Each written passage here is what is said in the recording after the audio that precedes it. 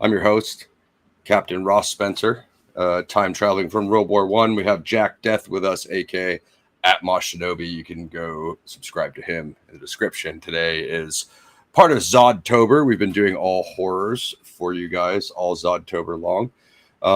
We have Hellbound, Hellraiser 2, and I like, guys, how it's called Hellbound, Hellraiser 2 instead of Hellraiser 2 Hellbound. Definitely a better choice on their part. We're deliberately skipping Hellraiser 1 just because Gaz and I have seen it too many times, so we thought we'd get more into the minutia. I do have the original source material somewhere on my shelf, but as you guys can see, it's about at capacity for knickknacks. So somewhere buried in there is the Hellbound Heart original short story. We're going to start us off with some channel news because we actually have it instead of like last show and every other show when we were like, what's going on here? And I kind of look at Gaz with that kind of blank look on my face. And then it's like, can you remember if we have anything? Maybe in a month.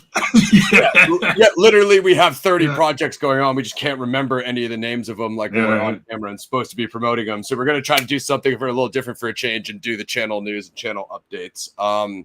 First and foremost, I believe the Crow Days of Sodom premiere is today. Not sure if Cody is doing it in Baltimore, Maryland, but it should be in that general area. That's dropping, has Vernon Wells in it, Maven Huffman from WWE, Mickey James from WWE, as well as more.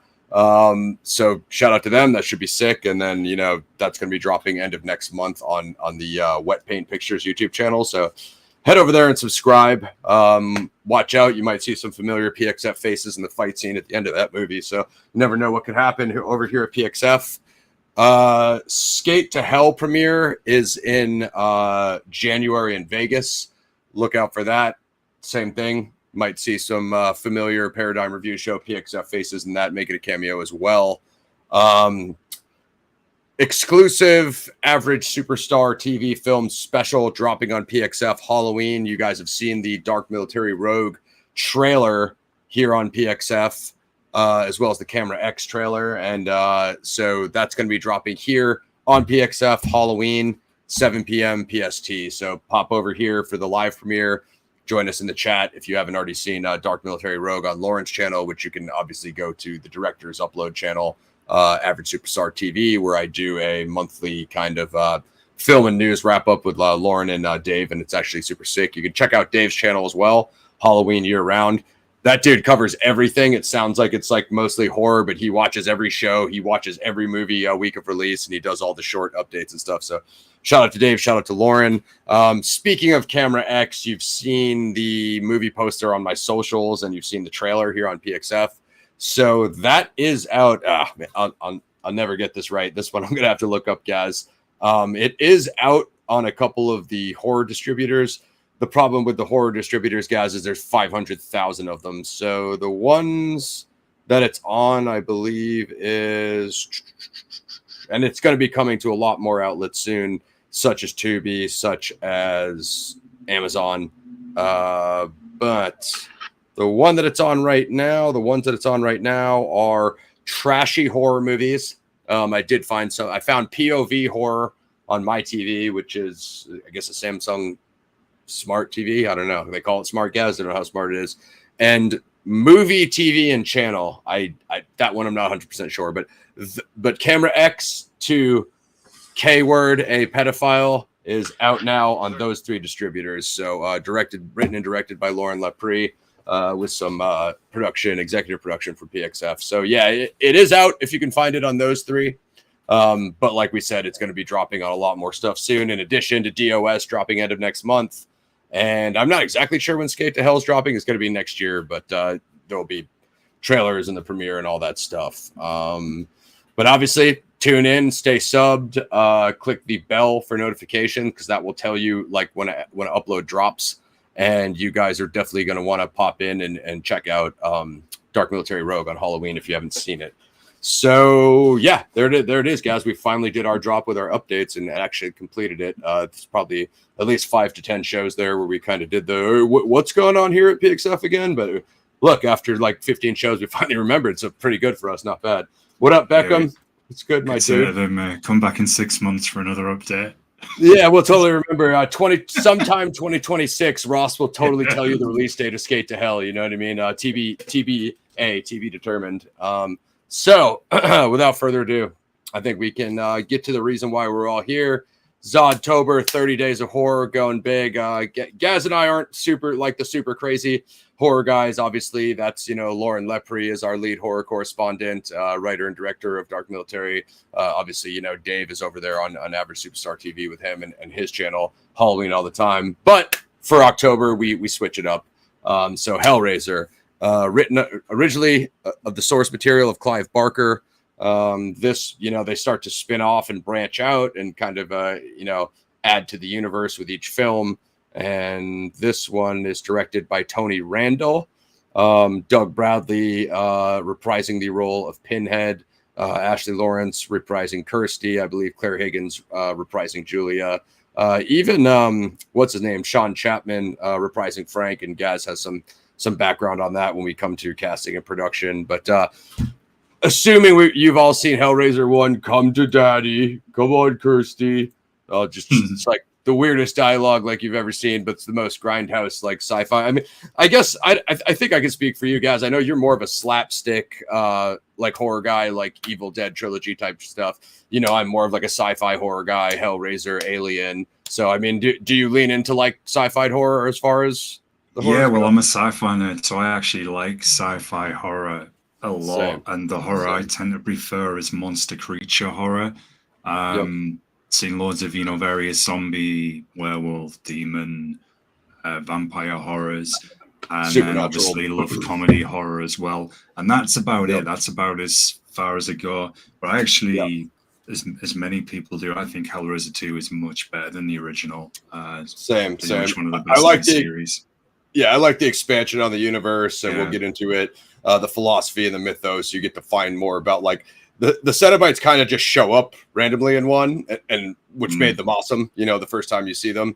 And we'd be remiss if we didn't mention Hellraiser Revival, new PC game coming out soon, has a Steam store page. Go check that out. I don't really play like too many horror games, but I'm a bit of a Hellraiser fanboy, so that might be one that I check out. But let's get into Hellbound, direct sequel to Hellraiser 1. Oh, yeah, shout out to Jerome. You can go sub his channel as well, Mysteries of Mr. B. His ISP has been hard down. That's why he hasn't done any new shows. I know he was planning a Zodiac show and was supposed to be here with us. I sent him the link. If he manages to see it, maybe he could pop in.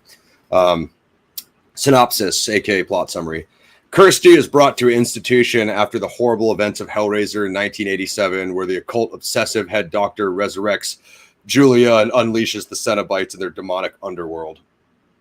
1987, as I said, film is rated R, 137 minutes, body horror, supernatural horror thriller. I don't go too crazy with body horrors, but like I think Hellraiser is probably like the most extreme of all of them, because I have seen a few other ones, and some are, it's not like my favorite subgenre of horror, but in terms of Hellraiser, it's probably my favorite horror franchise. I mean, it's just way more, what up, Pixie? It's just way more like electrified than Friday the 13th. And I don't mind the slashers. Like I like Halloween. Nightmare on Elm Street I haven't seen in forever, so I couldn't really like weigh in on those right now. I'd have to refresh. Well, I think the reason why it stands out, Ross, because like Nightmare on Elm Street, like Friday the 13th, his character and presence, very strong characters, the whole lore behind it, the world as well. So it's very memorable, and I think that's why it has much more of an impact. No pun intended here, but it's going to be a bad choice of words, I guess. In fact, no, I can't say it because we're on YouTube. It's fully fledged out, I'll have to say it like that, to how I was originally going to state it. It's not, as long as you don't swear, like I think in like the first minute, it's not as bad as it used to be. I think I was going to say it's fully fleshed out. Bad choice of words. Yeah, no, it's like, and also impact. All I could think of is the chains ripping my face apart like that. Yeah, man, there's that. I saw that thing on Facebook that's like, I don't know if it's in Hawaii, but it's like that lava hole with like the melted thing, and it looks like souls, and they call it like the gate to hell. I'm not sure if it's Hawaii or somewhere else. There's so much, Mr. Beckham. I mean, we could go on. Maybe this is something we could do in the future, myself and Ross, and maybe some others. But there's been so many kind of cases, isn't there? Ross, do you remember that dude who had like the recording apparently of that pit into hell as well? There's so much. I think that's Russia, and it was supposed to be like the deepest thing that's ever been dug. I mean, although like on some Hellraiser shit, like not to get sci-fi nerdy weird though, wouldn't you expect hell to be at like the bottom of the universe, not at the bottom of the earth? Yeah, I'll say this quickly, and then we'll get back on topic, guys. Another sci-fi horror classic, one which I think it is on the PXF classics list, and we've never got around to doing it yet. But if you want a sci-fi horror classic, and for the whole hell vibe as well, Event Horizon. Yeah, so Event Horizon. I think I sent you that video, Gaz, didn't I? That we talked about it before on the show, the Hellraiser Event Horizon crossover. That Event Horizon's in the Hellraiser universe. Yeah. So. I mean, it's basically a fan theory, but like I don't think that like the studio has ever like discounted it, so it's still in play. So yeah, if you guys want us to keep, as Gaz said, if you guys want us to keep following up the Hellraiser franchise, we could do that, as well as I would definitely put Event Horizon on the on the PXF Classics list. I almost forgot what the PXF Classic list was called for a second there, guys, but totally didn't. We'll do a revisit of it. So that we can present ourselves like we look like we know what we're doing. No shit. Event Horizon, it's like we've only mentioned it like 10 times on this show. Like we're gonna like actually review it now and pretend like we remember the name of it. Okay, so I will jump us in with like just background, and then we can do plot, Gazzy, and highlight some scenes. Hellraiser 2, it's a 1988, I believe 87, 88, supernatural horror film directed by Tony Randall and starring Claire Higgins, Ashley Lawrence, Kenneth Cranham, and Doug Bradley. It is the second film in the Hellraiser franchise and draws heavily upon its precursor, Hellraiser, which was released a year before with much of the same cast and crew. Lawrence reprises her role as Kirsty Cotton, who's admitted into a psychiatric hospital at the events of the first film. There, the head Dr. Cranham unleashes the Cenobites, a group of sadomasochistic beings from another dimension. Clive Barker, who wrote and directed the first Hellraiser film, wrote the story of Hellraiser 2 and served as executive producer. I was wondering what his role was this time around, guys, because I know eventually like he drifts off, and he also says like he doesn't even like one because it's totally different than the Hellbound Heart. You know what I mean? I mentioned this before on the show, but just so you know, guys, like in the short story, Pinhead is like the Hell Priest, who's like a non-male, non-female, and just gets a very short mention. So like in the early like versions, it's just either the Hell Priest or the Cold Man. And the whole Pinhead, I think we talked about it before, guys. The Pinhead thing came about of them calling him Pinhead on set, and the name stuck and kind of went like viral, like whatever viral was in the 80s, and that's how Pinhead became a thing. So I think that's kind of like why like Clive Barker detests it, because the way he wrote Hellraiser, it was like never really a Pinhead thing. Like he was basically a Cenobite with not much more highlight behind him. And then of course you have focus on the Lament configuration, the Curse of the Cotton Family, etc. Yeah. As you were saying, it was supposed to be like a non-androgynous being. They were saying the most recent Hellraiser was closer to that. I know we weren't fans of that film at all, but like Pinhead is definitely one of the most memorable horror characters for sure, along with Candyman, as Tim's pointed out. We haven't talked about too much about British productions, guys, but I believe Hellraiser 1 is a British production, Hellraiser 2 is a British production. I think what also made Pinhead took off is this Doug Bradley performance. I've talked about it at length, but like I'm blown away by this Doug Bradley performance. It's like, I mean, I like the sophistication, like he articulates well, he's obviously intelligent. Despite, the other thing we're going to get into, guys, too, is everyone always saying like his origin is so mysterious, no one knows where he came from, but obviously like they show you a lot of it in Hellraiser 2. Like he's a World War I captain that found the box, opened it, and that's how his transmutation or transformation to Pinhead came about. But he's Captain Elliot Spencer, and like a lot of people for whatever reason miss that, because I think they just get so stuck on Hellraiser 1. I'm like, have you watched Hellraiser 2 though? Because it just blatantly tells you it's Captain Spencer. His origin is awesome, and forgive me folks because it's a long time since I've only ever seen the first 4.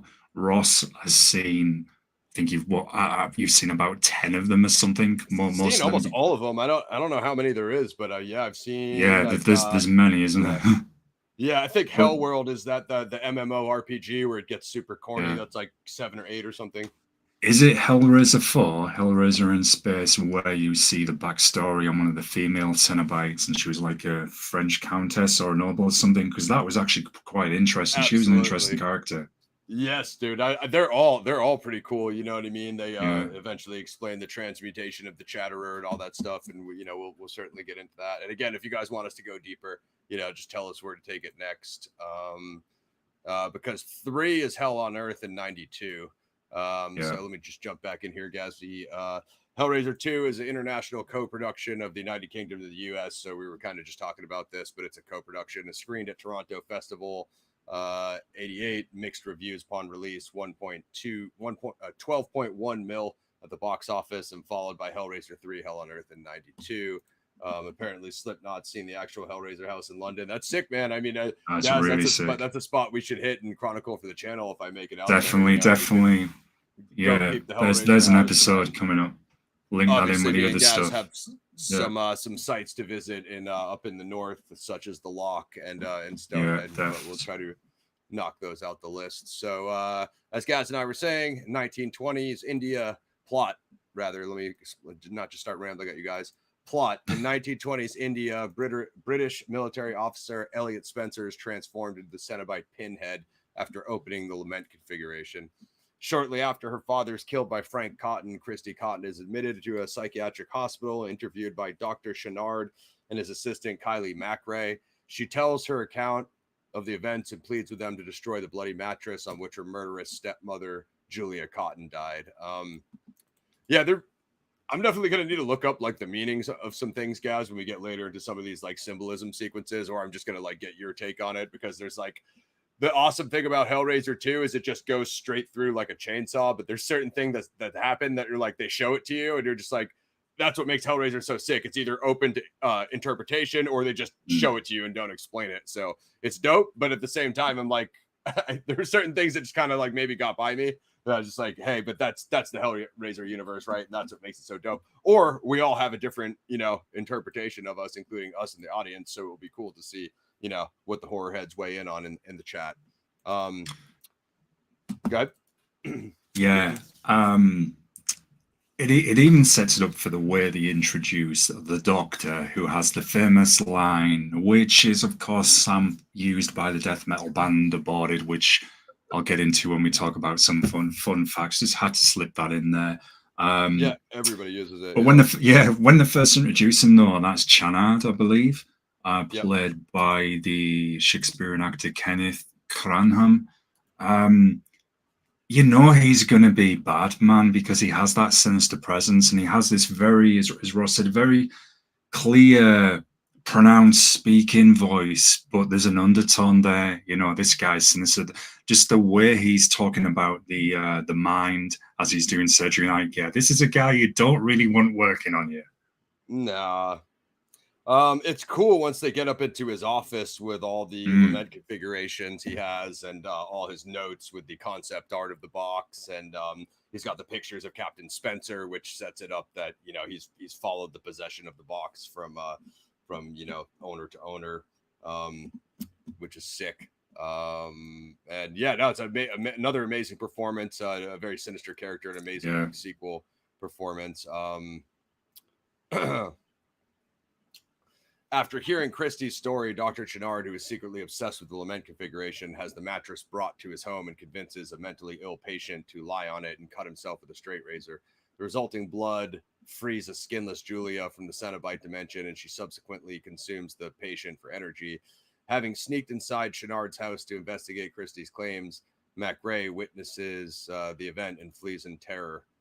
Kristy meets a young mute patient named Tiffany, who demonstrates an amazing aptitude for puzzles. Later that night, Kristy is awakened in her room by a vision of a grisly, skinless figure whom she believes to be her father, and who writes a message in blood begging her to rescue him from hell. McRae returns to the hospital and tells Kristy he believes everything is true. the two decide to return to Channard's house. Meanwhile, Channard, seduced by Julia, has brought more mentally ill patients to his home for her to feed on in order to complete her regeneration. Kristy and McCrae arrive at Channard's home, and McCrae is killed by a now fully regenerated Julia, and Kristy is knocked unconscious. I like all of those scenes. A couple things. So did they establish when Channard gets the mattress brought to his house, he obviously had to like pay off the cops? Did they establish how he got that done? I mean, I heard him on the phone, but like, and I know he has a relationship with the cop in the first scene, but I have to assume that's corruption, right? Like, yeah, I was pretty much the same, unless I've missed something for that second. I know, distracted by an invisible whatever. But no, I wondered that too. Yeah. I was wondering about that. That was kind of one thing that threw me. But anyway, I rolled with it. What else was there? Basically them like going through his house and going through the stuff, like we're saying, all the concept art of the box, his notes and stuff. She took the picture of Captain Spencer. Obviously, Kirsty put it in her pocket. That was cool. And then obviously McCrae like witnessing the the resurrection of Julia when he was like hiding. That was pretty sick, honestly. Trying to think if there's anything else to unpack there. So yeah, I was gonna go with it. Him bringing 10 patients for Julia to feed on. No paperwork exists on mental patients in the 80s because apparently not. Apparently not. It's just disappeared.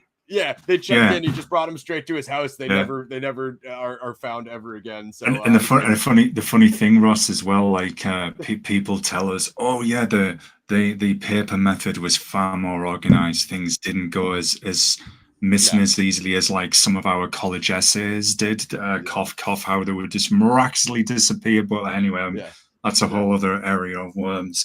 But yes, in the world of Hellraiser, Ross, the paper system, at least for medical records, seems to have vanished. Yeah, there were some grimy scenes. I mean, that dude seeing the maggots on him and then cutting his chest with the razor. I mean, some good close-ups there from director Tony Randall. Super gory body horror. So the gore is, I think they upped the gore in this one. Obviously, there's some crazy stuff in the first one, but I think they definitely upped the gore in this one. And then how Julia slaps Kristy unconscious. I'm like, okay, so like the undead resurrected has like hell super strength now. Like, okay, whatever, like, but I mean, I liked how that dude, I think was that McCrae that was helping her, but like, I don't really think he should have died so fast because they were making him up like he was like smart, like he was catching onto stuff. And then he just goes in there and she sucks his soul out through his tongue, you know what I mean? Yeah. Like, I would have liked him to fight back or do something, That's the only thing, man. That was a bit of an anticlimax because he was looking into the law and a background to it. And I think that's what makes Hellraiser 2 very appealing and interesting, is that law and history. And literally when they do go to hell as well. And I do feel like Euros, that's the only thing is she does kind of get the drop on him a bit too easy for me. There's kind of no resistance too easy. I'm like, as soon as she says I'm Julia, you haven't instantly, gone back and reacted. No, she's like, what, like a ninja? She's gone in and put the lips on you straight away. So it would, it would have been nice if he could have stuck around for a little bit longer. Yeah, because he was on to Channard and he was figuring him out. So, like, I like the dude's performance too. He's a good actor. Well, let me put this to you. I don't know if anyone's ever said this, and we've talked about this movie for with Mark, and other people for a long time. Do you think there's a slight kind of, I know I'm reaching here and I'm going with this because this is another part of the audience here, a bit of that kind of crime detective element in there, the way he's looking into the history and law behind it? It comes up because you didn't stick with it, but in 5, the main character is Scagnetti, right? And he's a detective. He's like a degenerate detective. So he gets into crime and he gets into the streets and then he gets sucked into the box. You know what I mean? So they go. Oh man, that's sick. People say that that's like the worst one. I don't think it is because as you know, I know they get much worse after 5. But that's probably like the last like grounded, reasonable one. After that, it just flies out of control on some Sci-Fi Channel stuff.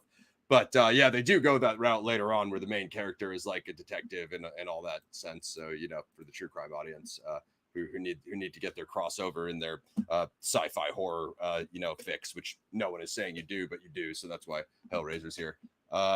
So where was she? Channard's house, and then so she's knocked unconscious. And yeah, this is what me and Gaz were saying. I mean, we both just like this one because it's going to take you into a much more expansive of purgatory and the underverse, and then explaining Leviathan and all that stuff, which is cool. And even though Julia was like obnoxious in one, like her performance was amazing, but the character Julia was obnoxious. She was supposed to be. She's kind of the perfect delivery conduit for this information in Hellraiser 2. So yeah. Channard and Julia kidnap Tiffany and force her to unlock the lament configuration so that they can enter the labyrinth-like world of Pinhead and the Cenobites. The Cenobites momentarily spare Tiffany, aware that while she was physically responsible for unlocking the lament configuration, the actual intention and desire behind it were Channard's. In hell, the entity Leviathan, in the shape of a gigantic elongated diamond, rotates in space above the labyrinth, shooting out black beams that make Channard remember some of the atrocities he committed. Okay, so that's what was going on there. Julia calls Leviathan the god of flesh, hunger, and desire, the lord of the labyrinth. Kristy, who now possesses the lament configuration, follows them in. So, man, that was a creative montage when Channard, it's a little bit later, but when Channard was being tortured, he was having those flashbacks of everybody that he pumped full of those chemicals. Yeah. And that was, oh my gosh, that was amazing filmmaking right there. I kind of followed what it was doing, but that's what I was saying about those kind of like dream sequence montages, is like Hellraiser throws so much information at you that you're like, what the hell is going on in this moment? Gonna flick my AC on, guys. Sorry, I'm dying. It's like the labyrinth in here. I think it does that as well. It's setting it up for the sequels, Ross, which you've said they explore in 5 with that kind of detective crime element, which I asked you, think it has that slightly, so it's leaving, I guess, Easter eggs there that can be expanded upon. 100%. Yeah, I would argue that 7 gets some of its influence from like a Hellraiser type 5 thing, but then again, that's David Fincher and may have nothing. Yeah, what's up, Jeff, dude? We're doing part 2 Hellbound just because Gaz and I have both watched 1 too many times, and I love 1, and I totally respect what it did to create the genre, but I just feel like the expansion between 2 and 3, it just really gives the Cenobites more to chew on, so to speak. We're just going crazy with the metaphors today, guys. Yeah, it expands upon the history and story behind it, and that's what makes it so interesting as well, because that's obviously that's hinted at and suggested in the original and certainly left open for exploration, and obviously that's how we got Hellraiser 2 and so on. 100%. Yeah, so I mean, it was interesting how it transformed into that diamond when she was there, Gaz, into the shape of Leviathan. I would like to look up that more and see what the symbolism. Yeah, if there's a meaning behind it. Yeah. I'm sure there is one. And again, like I said, guys, I have read the source material, but beyond that, there's Hellraiser comic books. I'm sure there's novels other than the Sacred Hellbound Heart, and then there's obviously there's video games we mentioned. So if you want to go super, I'll be honest, we haven't seen every single Hellraiser reference because there's probably about 100 at this point, but I have seen almost all of the movies. So, but if you've read the comic books or played the games, feel free to weigh in the chat. Let us know what you think and how you enjoyed them. Pinhead and the other Cenobites find Kristy and tell her she's free to explore. Julia portrays Channard to Leviathan to be turned into a Cenobite as Channard screams during the procedure, a hellish parody of a blood transfusion. Okay, there we go. That's crazy. Julia reveals that she has a mission to bring souls to Leviathan, including Channard's. Man, that razor wire across his face, guys, that was no joke. It was it looked like what happened to Pinhead with the nails. You know what I mean? Man, you have to assume ancient history, guys. This is a great question, too. Yeah. Because what that dude tells Frank in the first one, or he's obviously like some amalgamation of like devil incarnate. That first dude, Frank, who's like the wisdom dude, seer. He basically tells Frank like it's been around for what, centuries or something like that. So yeah, well, I quickly did a little look up on that because I saw the question come up, and apparently the Google deity, if you like. It's saying, and this Google this is Leviathan. yeah, Leviathan itself. It's saying, right. Well, yeah, same with you. The Leviathan itself must be thousands of years old. The puzzle box, 100%, it's same, was created in the 18th century. Okay. Apparently, that was established in the Hellraiser comics and the film Hellraiser Bloodline. The box was Did they created say? by Philip Le Marchand during the 1700s. Oh, I remember. I But have looked that up before. Yeah, I remember that name. They call it the Marchand configuration but or the Lament configuration. but that dark entity, Leviathan, that has to be thousands of years old. Yeah. It has to be. It's like a Lucifer type of deity. Yeah. Fucking yeah, it gets crazy, guys. So right around here it gets crazy. I mean, I really think the apex of the film is right here when Channard is turned. Obviously seduction. I like this theme of, I was going to talk about this, Gaz, of seduction, of Channard's obsession with the box, of obsession with the Cenobites, and then being succumbed to the evil and, you know, turned himself. A lot to unpack there of those themes. Yeah, well, Pinhead references that when Tiffany solves the puzzle on the box and the walls in the hospital fall back and the Cenobites come into view, and they're going to claim her, and Pinhead says, "No, wait, it's not hands that have brought us here, it's desire." And then the camera pans to the hole in the wall where Channard and Ross, help me, Julia, yeah. I want to forget Julia. Happens sometimes, folks. Most inconvenient times. Yeah. Yeah. There's a moment. No. You crushed it though. I think that's 100% right, because they thought that they could get around it the same way Frank thought that he could get around it when they were looking through that porthole and watching Tiffany do it. And that's what I like about Pinhead. When he shows up, he doesn't just fall for how things look by how the humans set it up. Like, he's willing to step back and be like, oh no, you know, they had her open it, but they had her open it. She wouldn't have done it on her, you know, by herself. Yeah. Which is interesting. Go ahead.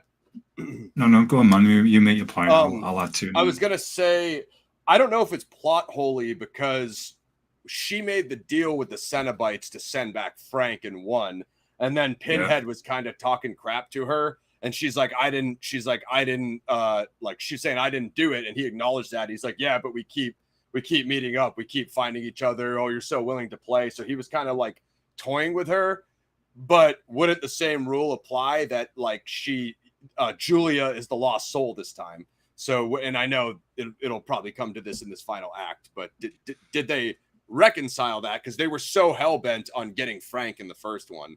I don't know. So are you referring to the scene just after Channard has been turned into a Cenobite and Tiffany and Kristy come face to face with Pinhead and the other Cenobites, and Pinhead, you know, says to Kristy, "No box this time, no deals, we're interested in your flesh, you know, can't escape, no tricks, blah, blah, blah." I think you're right. From what I can remember, they don't address that with Frank. I always wondered if somehow Julia had survived, what would have happened if Pinhead and them had found her, you know, because they would have been aware of it from the original film. 100%. And I was going to add, Ross, as well, something question. The way Douglas Bradley delivers his lines, which is so memorable as Pinhead, even that character is kind of like an ultra, in a way, an even ultra darker version of, I guess, someone you would possibly meet on Judgment Day, you know, who would balance up your good and bad acts on the scales of justice, because at times he stood there like not getting aggressive with someone, just speaking very direct, plainly, like he does to Kristy in this scene. I'm not interested in this area, you're here, we're aware of what you've done or whatever. He sometimes comes across like that as well. In other words, I'll take your metaphor and I'll put it to the audience. Is he a Charon the boatman from Greek mythology that brings the soul across the river Styx? Or is he a Grim Reaper that comes to collect the souls? You know, because Pinhead displays both, you know, actions. So somewhere in between those. Yeah, well, so you opened the Pandora's box, so to speak. Friggin', how come Julia gets the assignment from Leviathan to turn in Channard and collect more souls? Frank didn't get the same treatment from Leviathan in one. What's the difference? You know what I mean? And so that's that's what I'm addressing is the plot hole. Pinhead doesn't want to make a deal this time. He should be able.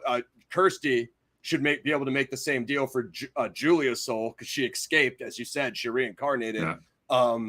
Because like Kristy told him she didn't open the box, so it's just like it's just the cotton curse. Then I'd have to. I'm sure it's in the mythos somewhere. I'd have to dig in and find it. Or weigh in on your opinion in the chat. Yeah, there must be something that we could possibly research that is maybe in the expansive universe that could answer this question, because I'm sure in that whole exchange, Kirsty then says, look, I've got information, and that's when she reveals to Pinhead the picture of him as the World War I officer. Says to them all, look, he used to be human. And of course then the newly created Cenobite, Channard, then that's when he makes his appearance and says he's taking over. So I'm taking over this operation. Yeah, very much like the Emperor from Star Wars. I thought that scene, that line. This battle station is fully operational. Isn't it? You need somebody to play. I wonder if they have those on YouTube with both of them. What is Channard's Cenobite called? Do they call it the Overlord, or do they say in the movie Channard? Let's think of that. Cenobite name.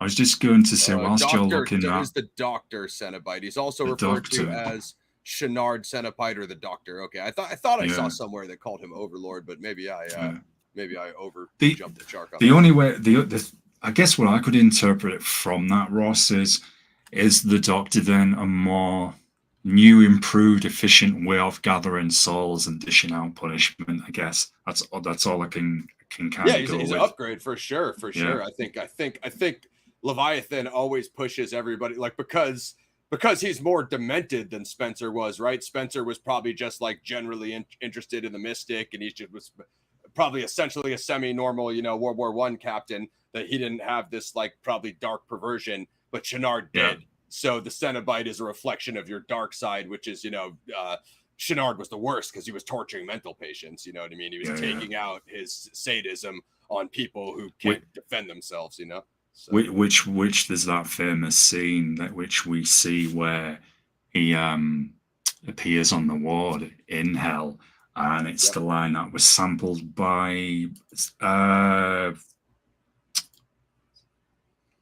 Red Cloud. You'll know this. Sampled by Aborted, I think. Is it on Meticulous Ingavination, I think, and it starts with that famous line, "The Doctor is in the house," something like that, and then he proceeds to torture those pure souls that are on the beds. So you get that sadism is then recreated, Ross, even further.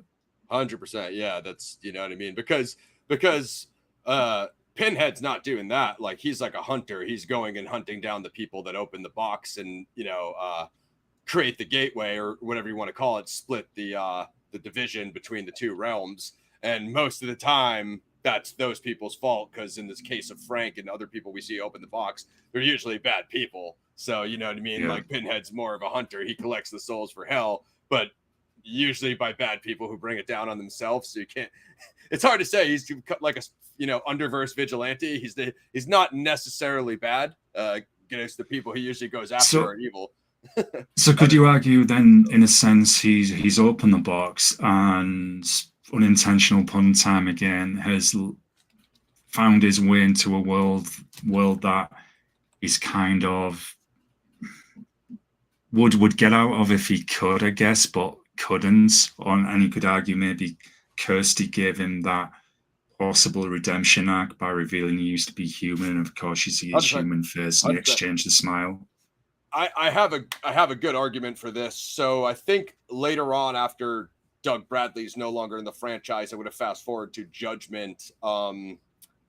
It's a different actor, but still Pinhead. He goes semi-rogue. He had, you know, you always see the Cenobite and the Leviathan and the Labyrinth side, but the other side is heaven, and they have like those archangels and angels and stuff, and you actually see that in Judgment. And Pinhead actually, they have like a semi-understanding with the other side, like for the souls, they essentially do business. And Pinhead rips one of the, I'm just going to spoiler, sorry if you haven't seen Judgment, or fast forward if you don't want the spoiler. He rips one of the archangels to pieces with his chains. Wow. and one of his guys is like, "You should not have done that, bro." And he's like, "I don't care." Yeah. So he actually does go rogue and kill somebody from the other side. So he actually displays, but that he's not just like down in Leviathan following orders. Like he'll a bit what you saw Ares do in Tron. He'll actually go his own route and do what he wants to do. That's a little bit different than Julia following Leviathan, or, you know, anybody else following the box. So as you said, you do see a bit of what would you call that? A yin and yang with Pinhead. Like you could go one way or go the other, as Gaz said, which I thought that's interesting. Made him sick. He's not just like a peon, you know, he's not just a peasant that's following orders, which is sick. Okay, where were we at? So okay, they explore. Julia betrays Channard to Leviathan, turned into a Cenobite. As Channard screams during the procedure, the blood transfusion, Julia reveals that she has had a mission to bring souls to Leviathan, including Channard's. Kristy encounters Frank Cotton in the labyrinth, who reveals that he tricked her by pretending to be her father, which, like, dude, that's how Hellraiser 1 ended. Like, how is Kristy still falling for that? That's crazy. Julia appears and tears out Frank's heart in revenge for Frank betraying her earlier, allowing Kristy to escape. Julia is then sucked away by a vortex that opens within the labyrinth, leaving only her empty skin behind. A lot in there in that Frank chamber. That's a really sick scene with the ghosts of those beds coming out and taunting him. I really like the aesthetic of that kind of catacomb chamber, if you will. Another like thing I didn't get, Gaz, which you tell me your interpretation, when she took the sheet and she threw it on the candles and that exploded the fire. Like, I get burning the picture affected him, but I wasn't really sure why the room bursted into flames, that he was like unable to like, and then he just started melting. And it was awesome, but I don't 100% understand why her throwing the sheet on the fire caused that room to explode. So that's another thing I'd probably have to look up. Same, I'd have to give it another watch, see if I can notice anything again. Yeah, it's strange sometimes, you know, when you've seen a movie so many times, and then there's you like little things sometimes that get by you. Yeah. 100%. So I don't know. Unless, hey, Slipknot, I know you've seen it many times. Or any of you guys in the chat, you know, if you have any interpretation of that scene, feel free to jump in. So yeah, there was a lot going on in there, and then obviously her ripping out. Like, I liked how her Julia and Frank were talking to each other, because he's like, "Oh, I know how much you care about me. Come kiss me." And then I'm thinking, like, last time we saw them together, Frank stabbed Julia on accident. He didn't even care that she died. So how are you going to think she's going to come back and help you with something? They're both horrible. They really are. So you know what, like evil where this against is evil. going. Like, yeah. So what up, Dark Side? Where's Jerome? Go text him. Get him in here. He's got the link. Tell him to check FB. Okay, so a crazy Frank scene. I don't know how Kristy still fell for that. Like, obviously, like, I am in hell, help me. Also, like, why would her dad be in hell? Like, he didn't really wrong anybody in Hellraiser 1. He just got like backstabbed and murdered. So I don't think he wouldn't be there. You're right. Yeah, I don't think he would end up there for nothing. But anyway, it's Hellraiser. Like we said, it's just going to be a crazy roller coaster ride. As far as I know, no, right?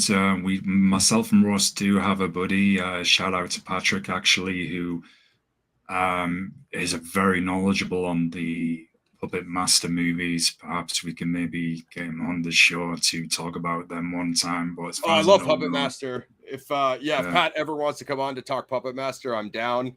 I've seen, I think, almost all of them up to the new ones. I even talked to one of the actresses in one of the new ones on Instagram, guys. So yeah, I'm pretty deep into it. Yeah, they're pretty good, actually, and they're funny as awesome. well. Super entertaining. It's super entertaining. I love that concept of the German dude in the first one, you know, creating them, and, you know, same type of thing as this, like, starts in like a World War I, World War II backdrop, which is sick. So okay, Julia is then sucked away by a vortex that opens within the labyrinth, leaving only her empty skin behind. As far as the humans that reincarnate that go down to Labyrinth, and they think that they're going to be working with Labyrinth. It's like, you've been here for like 15 minutes. Like, haven't the Cenobites been here for like thousands of years? So what makes you think that you're going to be in charge of getting souls for the Leviathan? Leviathan obviously doesn't care about her because she gets sucked into a vortex and vaporized. So like when she was giving Channard that rant, like, oh, I have a purpose. Okay, Julia, sure. Let's see how long that lasts. Well, perhaps it came down to this, Ross. Maybe one of them had a better resume, could put it together better. And that's what did it. Yeah, exactly. If any human's resume versus Pinhead and the Cenobites resume of thousands of years of soul good character reference. It's like their resumes are thousands of miles long of all the people that they've sucked into the Labyrinth. I've got a page. What's it called? The Leviathan just looks at it and it just, you know what I mean, vaporizes. So look, I've done a functional resume, one that's easier to read. Here's the key bullet points. Font size 50. It's like just 5 words.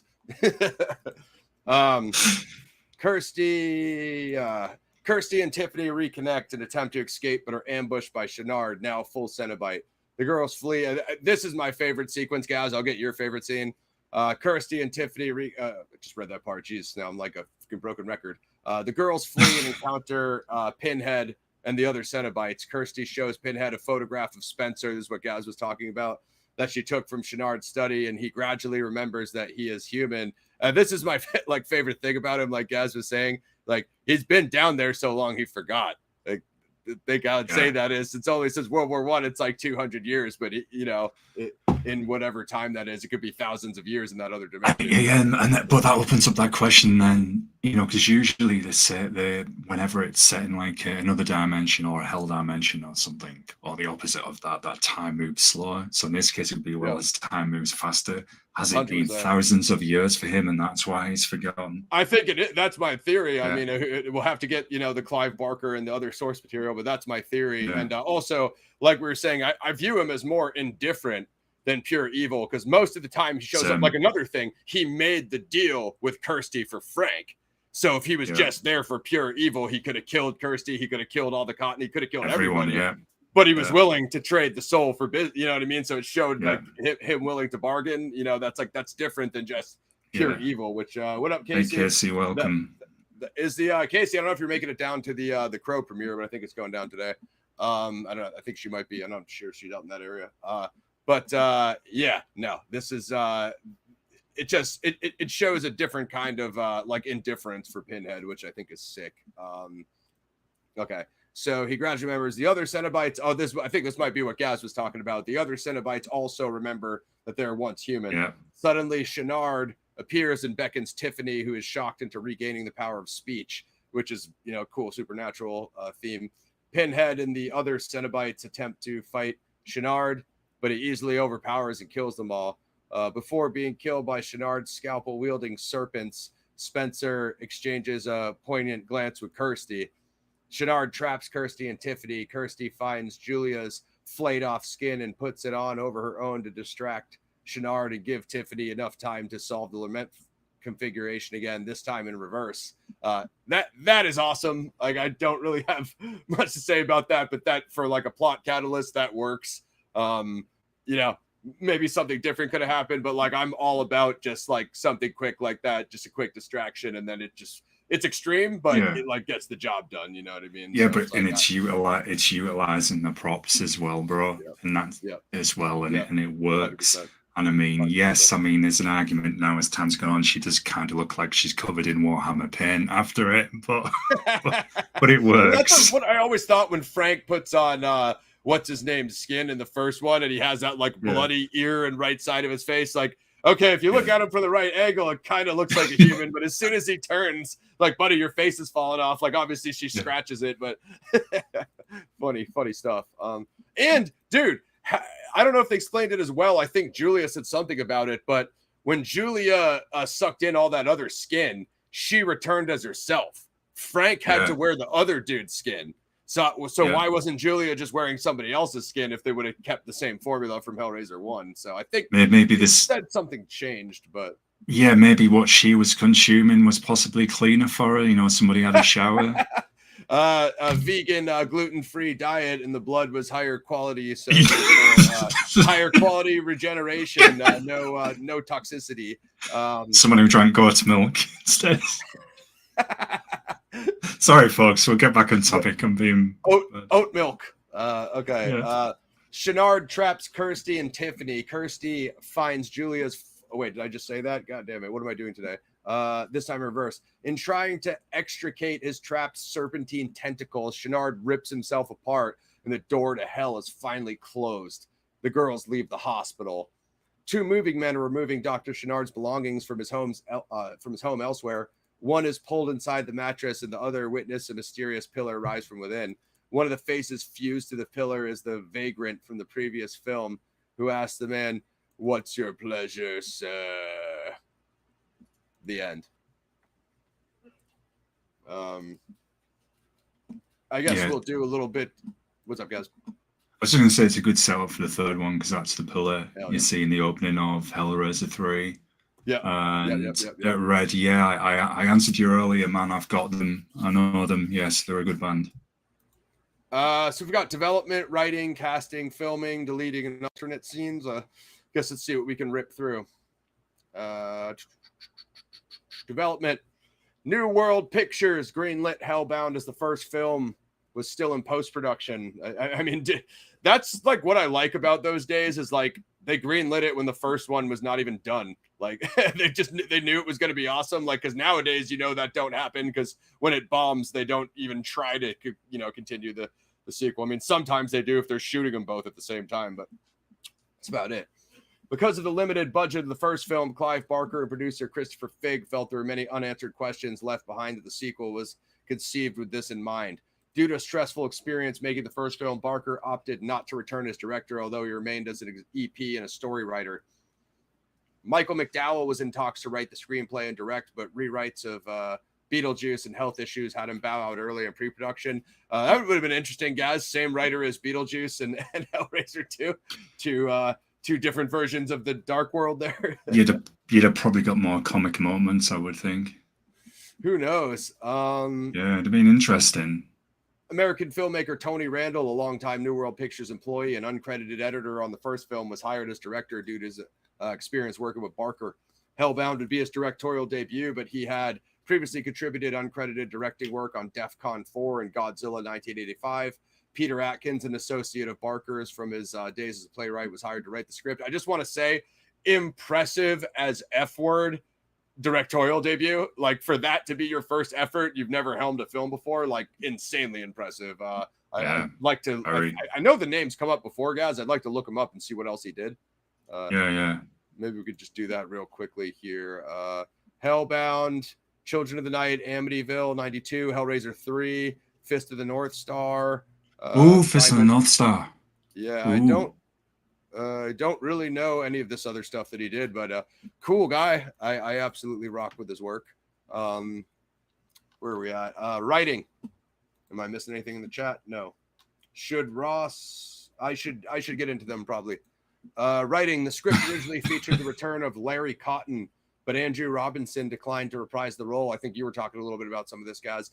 Several reasons were given for this, including disagreement over fees and a clash of schedules, although nothing has ever been confirmed. In the documentary Leviathan, the story of Hellraiser and Hellbound, Hellraiser 2. I'd like to see that documentary. Robinson stated he disliked the script and thus decided not to return as his character was finished anyway. Writer Peter Atkins said that though he liked Robinson as an actor, he was relieved that he declined as it made the narrative work a lot better in the finished project. In earlier drafts, the character of Dr. Channard was called Malahide. A more elaborate backstory for Pinhead was scripted, but was cut due to lack of funds after the budget was slashed. Damn! Never slashed the budget. That would have been sick. It would have gave you the Pinhead origin. That would have been fire. Damn it. Yeah. Maybe they can come up with some way to get that out, guys. Maybe graphic novel treatment or animation or, comic book or whatever, That'd be cool to see that fleshed out, so to speak. Casting. Nicholas Vince, who plays the Shatterer, received a hook to the jaw while filming a scene involving his character being impaled on a swinging torture rack surrounded by the many hanging chains. He also requested his character have eyes to help his vision, which caused some discontent with fans who derided the new design. Of course, fans would disagree with that. A scene in which the character has his vision restored was removed from the final cut, resulting in some bad continuity, since his introductory scene in Hellbound features him in his original eyeless state. British Shakespearean actor, you were talking about this, guys. Kenneth Cranham, who plays Channard, claimed his involvement was due to his grandson pestering him to take up the offer. Being a fan of the original, Francis Matthews was also offered the role.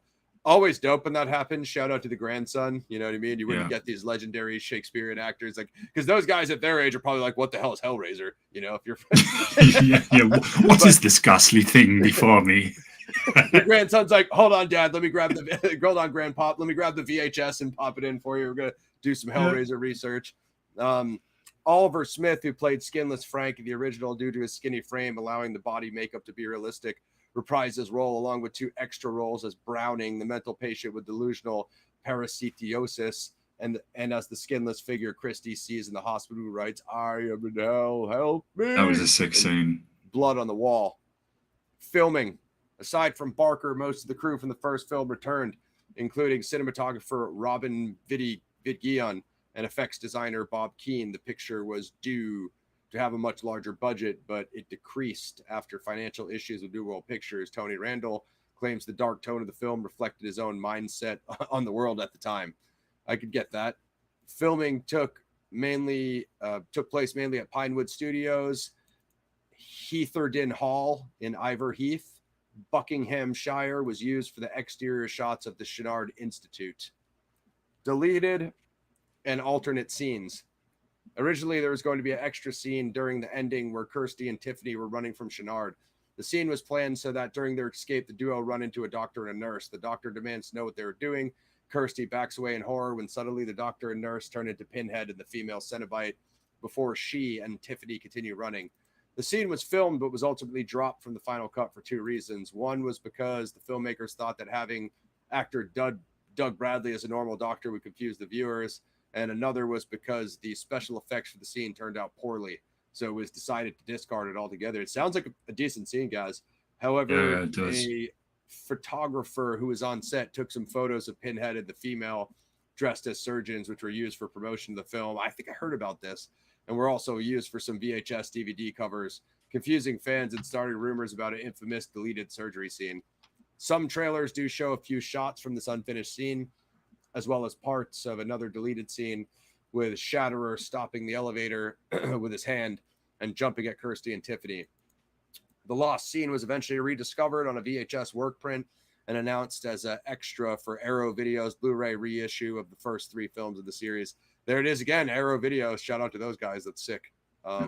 Another scene that was filmed but then deleted was Kristy and Tiff being chased by the creature known as the Engineer in the first installment. Damn, that would have been cool too. Julia was originally intended to survive the end of the film, appearing as the head embedded in the Hell Pillar during the final scene.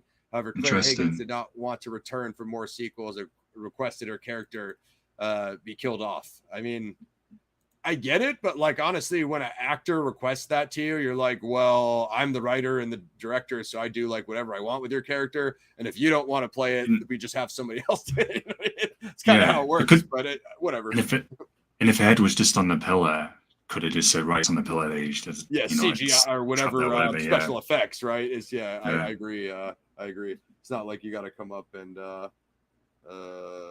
I mean, sure, you guys request it and we'll do whatever you want. We don't have much left for October, so we might have to cram it in. What we may do, guys, is we should do a reaction to that Days of Sodom trailer for Cody.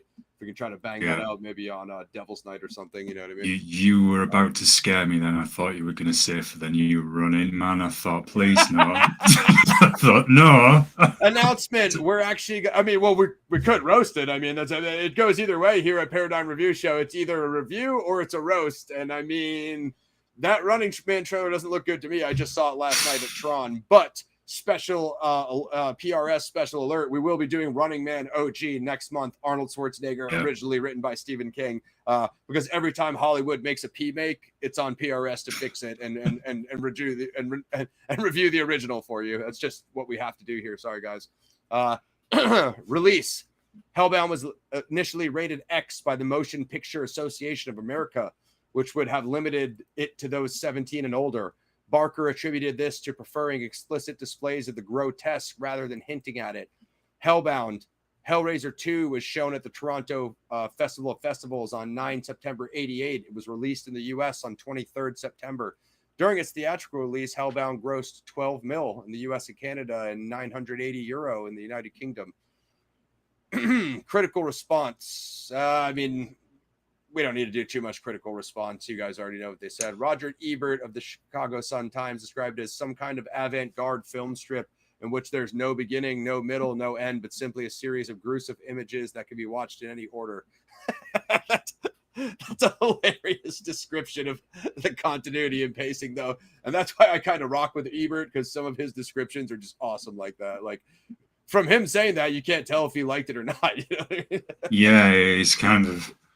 It's like a backhanded compliment. Like, the pacing's weird. I get his point, but soundtrack composer Christopher Young also returned to compose a more bombastic score, larger in scope, from the horn-like sound supposedly emanating from Leviathan in the center of Hell's Labyrinth. He had the Morse code for the word God incorporated. That's insane. Wow, that's insane, bro. Dude. That's Christopher Young is epic. I almost thought it was Danny Elfman for a second, guys. He used a lot of the same instruments. Also, that like dun dun dun. It sounded like Army of Darkness. It sounded like mad close to the Army of Darkness theme. I don't know if that's a coincidence or not. Yeah. You take the horns, guys. I gotta refill my water. No problem. Also, what there is originally, I'm trying to find you the notes for this. I think this is for the original Hellraiser. Lance Henriksen was approached to play the role of Frank, but he declined and appeared in a vampire movie called Near Dark, which I said to Ross I have seen, but not for a long time. So there's so much behind the scenes with the Hellraiser movies as well, Ross. I was just mentioning about Lance Henriksen originally being approached to play the role of Frank in the original movie, and he declined to go and do the film Near Dark. He does pop up in later sequels, if I'm not mistaken. That one that I was sending you the clips of, guys, that I roasted. I believe with the host of that party when they invite everybody there. And man, that's amazing. It's like a cameo. Maybe that's 6 or 7. You might be able to Google that. Nice. That's everything, guys. The sequel is Hellraiser 2, Hell on Earth. Just let us know where you guys want to take it. Do you want us to do Hellraiser 3, Hell on Earth? Would you rather us go to Puppet Master? Next week we have The Keep. That's another one that has been brought to our attention by the legendary Slipknot fan of the PRS fam. I think we could probably go straight to ratings. It's about that time, guys.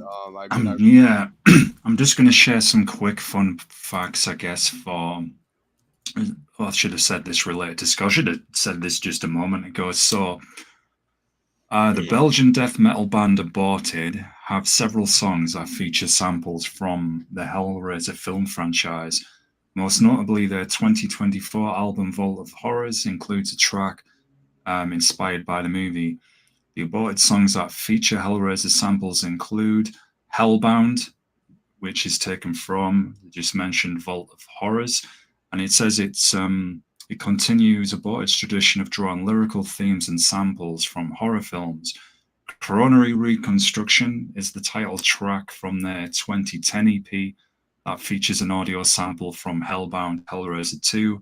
Meticulous Invagination from the 2003 album Gormageddon, The Saw and the Carnage Done, also contains dialogue samples from Hellbound, Hellraiser 2, Parasitic Flesh resection, romantic news and romantic music, Ross, as you can imagine.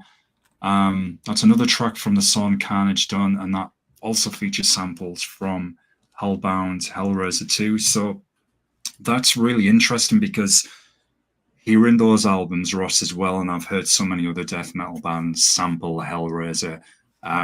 It's everywhere. That impact it's had outside of film. We've mentioned comics, with the game coming soon, but it's also transcended into music as well. It's absolutely massive. I'd be remiss if I didn't mention the legendary underground hip hop group Guerrilla Alliance, guys. I think they did a track called "Lament Configuration" on the Hobo Machete mix. Can't think who that was. You guys can probably find that on YouTube on the Planet X Records channel, I'm guessing. But I don't know. Shout out to those guys. They went crazy on that song. Yeah. But yeah, it's called. There's an actual hip hop Hellraiser anthem called "Lament Configuration." So go check out that, guys. You see some familiar voices, myself and Mac the Rebel on there. It's another classic, as Gaz said, from the music dimension. I think we're ready to rock. Get ready to drop your ratings in the chat. You want to go first, Gaz? Yeah. So I'm going to be positive this week. No, actually, this is a 0 out of 10 or whatever. Yeah, I'm probably on this 9 or 9.5 for the simple fact it's the story and the expanse on the lore behind it, Ross. I think mystery is always appealing, and especially if it's beings from a possible another dimension. I think that's why it's got everybody interested in 3-Eye Atlas at the moment as well. Yeah. It's like the mystery of the unknown. I love the scene, Ross, where you see the Leviathan in the sky. That immediately has my mind thinking, where does this come from? How long's it been there? Shout to the horror heads here. Some other old school horrors, the Gate movies. I think it's the Gate 2 where they kind of go into the equivalent of another dimension, Ross, like a hell dimension. And it kind of reminds me of Hellraiser 2 a little. The scene where when Tiffany solves the puzzle box, Ross, and the camera pans down, you see like some blue light coming from way below, and you see all the structures around it. There's something a little similar. I think it's in the Gate 2. So all of that, I know that's not kind of like the horror action scenes, but it's the mystery behind it. I want to know more. I want to think, well, who else is in this dimension? Who else is in this world? So that's why I rate this very highly, with very memorable dialogue, cleanly delivered lines, good acting, good characters, and a good story, which is obviously expanded upon further. Yeah, the ending is better in this with the Doctor sequence, obviously, Leviathan and the Labyrinth. I like when Julia first takes Channard down there, and they do that kind of pan out wide shot, and you can see how expansive the Labyrinth is. It almost looks like an M.C. Escher painting with all those like never ending stairs, and you know what I mean? So kind of maybe some influence there.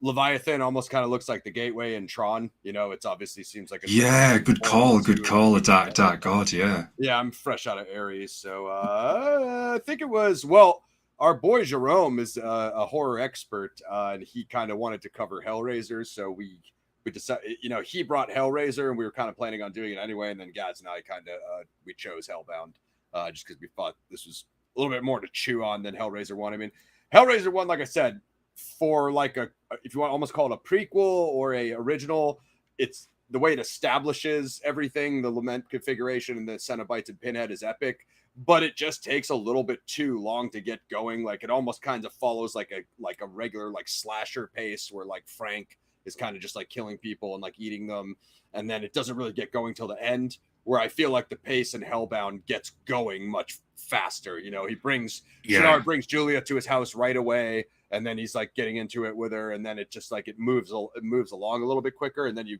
therefore you get to the Labyrinth quicker, you get to see Leviathan halfway through, and et cetera, et cetera. That's a very good analogy, because at the end of Hellraiser OG, just when it's getting interesting, you're like, man, the Cenobites appear, etc. You want it more, and this is obviously where Hellraiser 2 delivers that for us. 100%, yeah. And then, I mean, Clive said that himself, that there was all these unanswered questions. You need to get more into the Labyrinth, so I think he's conscious of it.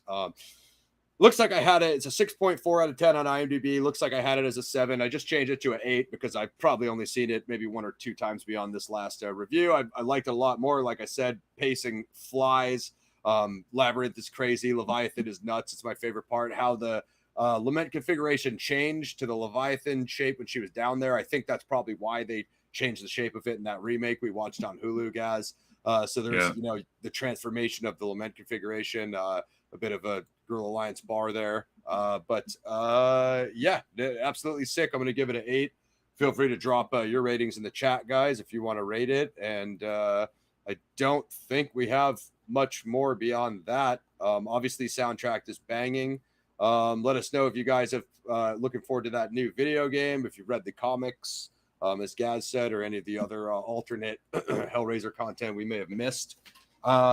Real quick, I want to see if I can just go to like the franchise list here and or even the first movie and just see if it has like a list of all the films. See how many there are. I'm guessing there's got to be around 10. Yeah. So I've seen 1, I've seen 2, I've seen 3, Bloodlines 4, seen that, Inferno 5, seen that, Hellseeker 6, I believe I did see, Deader is 7, I believe I saw it, Hellworld is 8, I think that's the one I was roasting when I sent you guys that stuff, guys. Revelations, yes, I did see that, that's 2011, I think that's the first one. Bradley doesn't come back. And then Judgment was a 2018 remake. It was actually not bad. And then there was the Hulu one, which we unfortunately saw. So yeah, I've seen them all, my brother. Wow, so it's about what, 11 then? I thought it was about 1, 2, 3, 4. Yeah, I think. 8, 9, 10. Yeah. Well, like I get what you're saying, like canonical with Bradley, and then the kind of remakes after that, which are interesting. So that's that. Other than that, guys, I think I can probably outro us and take us out. So just to reiterate, guys, Hellraiser. Oh, I forgot to mention it's free on Tubi. If you have Tubi on your channel, you can watch it there for free. Good. Also, check out the Wishmaster horror movies. I mean, some of the later ones not so great, but those are classics as well. Those are pretty good for if you're interested in kind of like that occult history and things from other realms. Those are worth like a gin, taking right? a look at. Is it Jim? Yeah. I've seen Wishmaster. I've been watching Warlock, Wishmaster. I've watched all the Puppet Masters. What else have I been watching? I try to get into the horror franchises when I can, but not all the time as I'm a sci-fi nerd. Anyway, like we were saying, lock in, subscribe, click the bell for notifications. If you want to join to be a member, you click that join button. Shout out to my new latest inspector. Members are gonna see episode 5 and 6 of the Zodiac Files first, 24 hours early. And then if you want to get your name in the credits, you know what I mean, just reach out to me or shoot any donation over that you want to via PayPal or however. You can email me if you want to prefer a different way.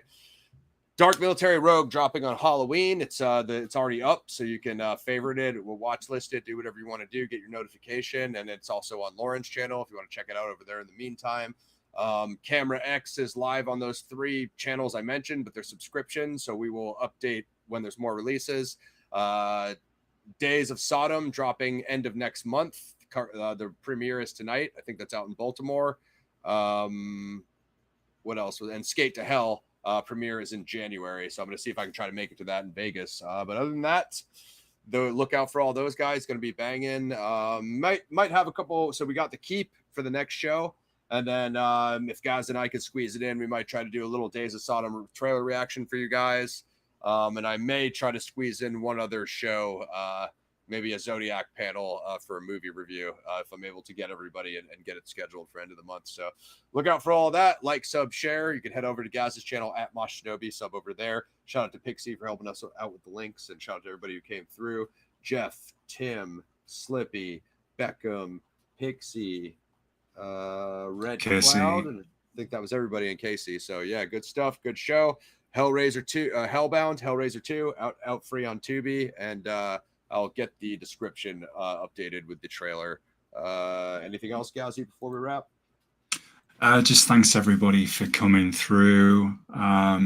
Good discussion as always, and keep a watch on what's coming next from PXM, PXF, and have a good weekend, everybody. Peace out, guys. Like, sub, share. Happy Zodtober. And I know you guys did mention you wanted Sasquatch. Gaz and I found a potential guest with some good insights on that topic. So if his schedule permits, I'll try to reach out, email him, see if we can get him on, and that should be interesting as well. The Cryptid Files Volume 1. I think that's got to happen. So we'll work at that. We usually try to do something spooky or paranormal for Zodtober. So see if we can get that. Yeah, even if we have to look ahead into scheduling for next year for cryptids, alternate history, these kind of things, Myself and Ross are always going back and forth, working on many things behind the scenes. I know it looks like, oh yeah, we've forgotten our update or whatever, but it's because we really are going back and forth all the time with that many different areas. There's always, yeah, we're going to get to this at some point, and probably going to come down to what we realistically can work through. And like, yep, we're going to do this. We're going to do that. Yeah, no, there's a lot of things going on, guys. If you have Twitch, even if you don't use it, you can go ahead and follow me at Planet X Games. I've done some Killing Floor 3 streams. I've done some Payday 3 streams. Gaz and I will probably have some Painkiller streams coming up. Obviously, the new beat 'em ups. There's Marvel Cosmic Invasion. There's Toxic Crusaders dropping in December. We'll cover both of those. And I want to say there's probably something else that may drop as well. So look out for all that stuff, guys. Make sure you follow me over on Twitch as well, twitch.tv/PlanetXGames. But any ideas for shows, topics, whatever, movie reviews, recommendations, you can leave them either in the live chat now, or you can leave them in the comments below. Like, sub, share, click join to get a membership. You can find me over on the Patreon, and you can sub Gaz over there at Moss Shinobi. So we'll eventually get back to the Most Dangerous Game, remake stuff, and then or whatever sequels or we call it, adaptations, and as well as the martial arts kung fu stuff, guys. There's still a ton of things out there. I know Atkins has like 2 or 3. Definitely will be some new stuff dropping soon. Sisu 2 dropping next month, so we'll have a sick schedule dropping for November for you guys. I think you guys will be happy with the November picks. So that's that. All right, take care, everybody. Much love. We are out. And Hellraiser 2 Hellbound, Doug Bradley, directed by Tony Randall. You can watch it free on Tubi. Check it out for Zodtober, 30 Days of Horror. Peace.